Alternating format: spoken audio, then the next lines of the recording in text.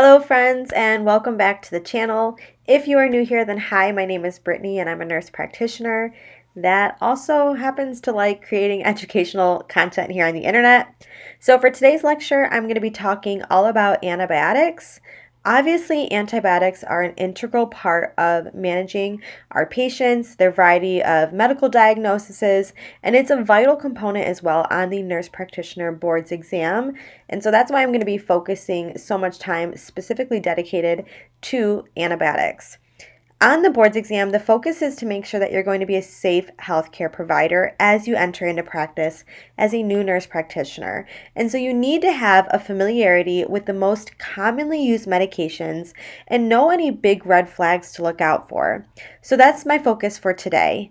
I will discuss the most common antibiotics, their specific indications, contraindications, education points, and then just lots of other important information along the way. And so without any further delay, let's just get right into the lecture for today. So before we get into the actual medications, it's good to cover the different types of bacteria and whether they are gram-positive or gram-negative, because it gives you a better understanding going forward when you learn the different classes of antibiotics and what bacteria they're covering against. And so for me, it helped to remember the most common gram-positive bacteria first. This is much easier, and then you can use deductive reasoning with the rest, sort of. So the most common gram-positive bacteria, that's going to be strep, staph, enterococcus, and then C. diff. C. difficile, Clostridium difficile. C. diff is much easier, and we all know what C. diff is, unfortunately. So those are the main gram-positive bacteria: strep, staph, enterococcus, and C. diff. Say those over in your mind just so you get those really cemented in there. Strep, staph, enterococcus, C. diff, gram-positive.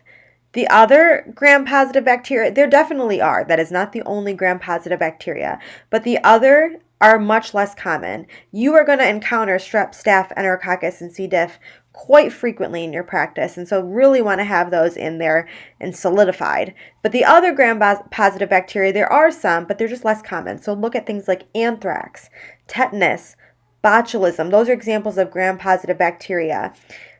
Horrible, but much less frequent, thankfully. Essentially, whatever the offending bacteria is, it's often gram-negative if it's not one of those four most common gram-positive bacteria. And that's kind of what I meant by using deductive reasoning. Oftentimes, if it's not one of those four gram-positive, it's going to be a gram-negative bacteria. Not always, but it is a helpful clue for you.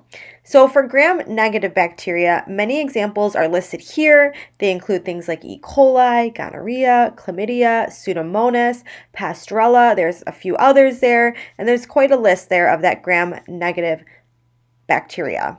But to recap, those four main gram-positive: strep, staph, enterococcus, C. diff. Most of the other more common bacteria are going to be gram-negative. Not always, but it definitely will help you. All right, so let's talk about specific antibiotic classes. And so we're going to begin with beta-lactam antibiotics. What are beta-lactam antibiotics? So these include two big drug classes that you definitely want to be familiar with: penicillin and cephalosporin. These are referred to as beta-lactam antibiotics because both of these drug classes have a beta-lactam ring in their chemical makeup. So with penicillin being the most reported drug allergy, it causes a problem because penicillin and cephalosporin, they have cross-reactivity, being that they both have that beta-lactam ring in their chemical makeup. And so if you think about it, a reported penicillin allergy potentially eliminates two of our most commonly used antibiotic classes.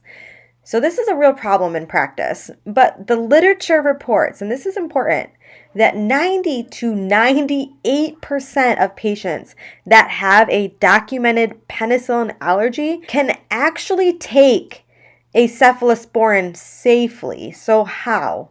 How can that be? If they both are beta-lactam antibiotics and they have cross-reactivity and they have this documented penicillin allergy, how then? How could they safely take a cephalosporin? So essentially, many people have actually been incorrectly labeled with a penicillin allergy. One reason that this happens so frequently is because patients have actually experienced a rash after taking penicillin in their childhood. So they definitely had a reaction. But the question was, this rash that they had after taking penicillin, was it truly an allergic response? There is something called a morbilliform rash. This is not an allergic or IgE mediated. The morbilliform rash, it is not allergic or IgE mediated.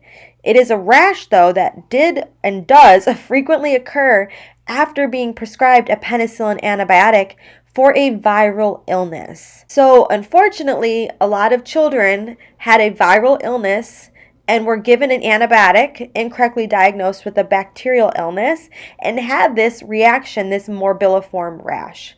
Again, it is not an allergic response, though. Morbilliform rashes, they're typically non-pruritic, so they're non-itchy, and they generally spread from the trunk to the extremities. And if you compare this to a reaction that's truly allergic in nature, that rash is intensely pruritic. And then more than just a rash, though, they experience flushing, wheezing, angioedema. Obviously, we know that the most severe is progressing to anaphylaxis. But the morbilliform rash, this is a non-pruritic rash. And that's important to be able to differentiate between the two. These are really important questions to ask your patient, the type of response that they had to the medication. If they're unsure, I always recommend to practice and err on the side of caution. Because it is important to know that allergic reactions, they generally escalate with repeated exposure. And so if they were having a truly allergic response to a medication, they could have a more escalated response if they have a repeated exposure. And so you really don't want to risk that. You always err on the side of caution. But these are questions that you can ask. Oftentimes in practice, I'll ask patients, what was their response? They often will explain some sort of morbilliform rash. And then I'll go on to even ask them, have you ever taken this and this and this, like other medications, amoxicillin, cephalexin? And you'll find out a lot of the times patients have taken these with no reaction. And that's because the response that they had, again, wasn't allergic. Again, I always say err on the side of caution, but important questions that you can ask your patient, and you might find out that you can safely prescribe these medications.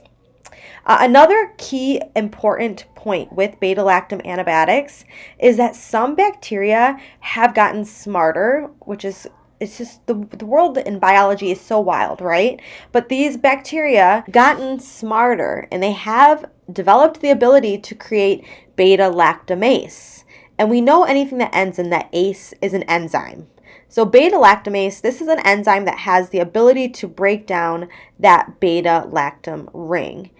So in response to this, we have clavulanic acid. And so what's so cool about this is that if you add clavulanic acid, it protects against beta-lactamase. And so that beta-lactam ring is covered, it's protected from being broken down by that clavulanic acid. And so what is a great example? Obviously, amoxicillin with clavulanic acid. We know this as Augmentin, and this is a great antibiotic because it does protect against that beta-lactamase. Step 1, wake up early, gonna rise with the sun. Step 2, get some food in you. Step 3, think real hard about what you wanna be. Step 4, everybody just do your thing. Wake up, today's gonna be a good day. Wake up, today's gonna be a good day. Wake up, today's gonna be a good day. Wake up, today's gonna be a good day. Wake up, today's gonna be a good day. Wake up, today's gonna be a good day. Wake up, today's gonna be a good day. Wake up.